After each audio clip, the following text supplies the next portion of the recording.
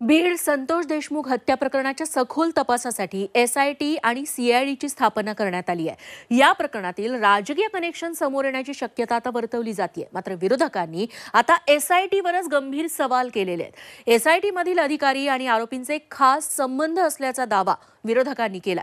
त्यामुळे एसआयटीवरच आता प्रश्नचिन्ह उपस्थित राहिले।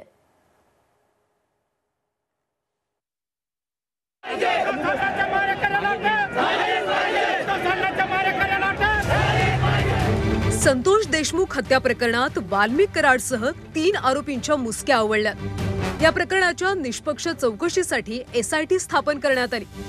मात्र आता एसआयटीवरच विरोधकांनी गंभीर आरोप केल्याने अनेक प्रश्न निर्माण झाले। एसआयटीच्या पथकातील आयपीएस अधिकाऱ्यांसोबतचे सर्व पोलीस वाल्मिक कराडची खास माणसं असल्याचा गंभीर आरोप आमदार जितेंद्र आव्हाड यांनी केला। पीएसआय महेश विघ्ने आणि मनोज कुमार वाघ ही वाल्मिकची माणसं असल्याचा दावा देखील आव्हाड यांनी केलाय। इतक्या मोठ्या चौकशीतले अधिकारी निवडून द्यायचे असतात, त्यांचे संबंध कुठे नाहीत हे बघायचं असतं। तर दुर्दैव बघा, हे तर काय आम्ही करत नाही। बीडमधूनच फोटो आले, चौकशी अधिकारी आणि वाल्मिक अण्णा मुंडे एकदम मिठी मारताना। काय चौकशी करणार, काय हिंमत त्या अधिकाऱ्याची चौकशी करायची? आम्ही जे सांगतो ते हेच आहे। एक अधिकारी LCB मध्ये 9 वर्ष आहे, 9 वर्ष। सरकारचे कायदे असतात 5 वर्ष 3 वर्ष, त्याच्यातनं बदली करायची असते। 9 वर्ष लोकल क्राईम ब्रांचला, आणि ते धनंजय मुंडेंच्या आशीर्वादाशिवाय बसू शकतात का? नाही बसू शकत। खासदार संजय राऊतांनी बीड मधलं संपूर्ण पोलीस खातं बरखास्त करण्याची मागणी केली। एसआयटी मधील पोलीस अधिकारी आणि वाल्मिक कराडचे सोबतचे फोटो समोर आल्यानंतर राऊतांनी प्रश्न उपस्थित केले। त्या संतोष देशमुख यांचा खुनाचा तपास हा निष्पक्ष पद्धतीने होत नाहीये। माझी अशी मागणी आहे, बीड मधलं संपूर्ण पोलीस खातं बरखास्त केलं पाहिजे।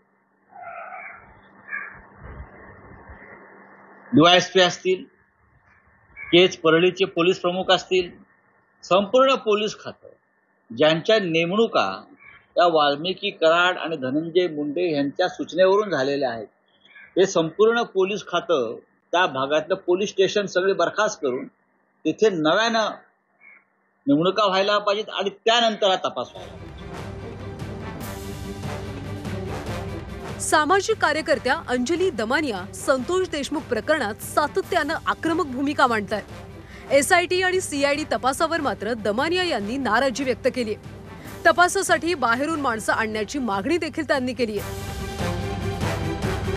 वाल्मिक कराडना नमस्कार करणारी माणसं आहेत आणि अशी माणसं त्यांच्या विरुद्ध चौकशी करतील असं महाराष्ट्र अपेक्षा करूच शकत नाही। ही ताबडतोब जिल्ह्याबाहेरची माणसं आणा, जमलं तर राज्याबाहेरची आणा, पण ही माणसं ही चौकशी करू देणार आम्ही नाही। आणि वाटल्यास पूर्ण महाराष्ट्रात आंदोलन उभं करू आणि तिथेच मंत्रालयावर आणू, आणि कुठल्याही परिस्थितीत ही ताबडतोब एसआयटी बरखास्त करण्यात यावी अशी माझी ठणकावून मागणी आहे।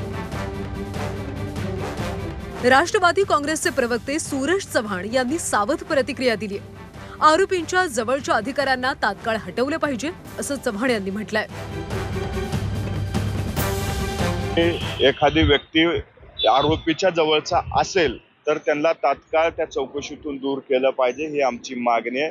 ती करण्याची संपूर्ण जबाबदारी गृह खात्याची आहे। ती आम्ही गृह खात्याकडे सुद्धा मागणी करतोय की या चौकशीमध्ये निष्पक्षपणे चौकशी करणारे लोक, अधिकारी त्या ठिकाणी नेमणूक केली जावी।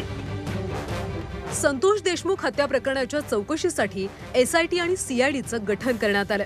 विरोधकांनी या प्रकरणातल्या राजकीय कनेक्शनवरूनही गंभीर आरोप केलेत। मंत्री धनंजय मुंडेंच्या राजीनाम्याची देखील मागणी केली जाते। मात्र आता थेट एसआयटीवरच प्रश्नचिन्ह उपस्थित केल्यामुळे सरकार यावर काय स्पष्टीकरण देतं हे पाहणं महत्त्वाचं आहे। ब्युरो रिपोर्ट, झी 24 तास, मुंबई।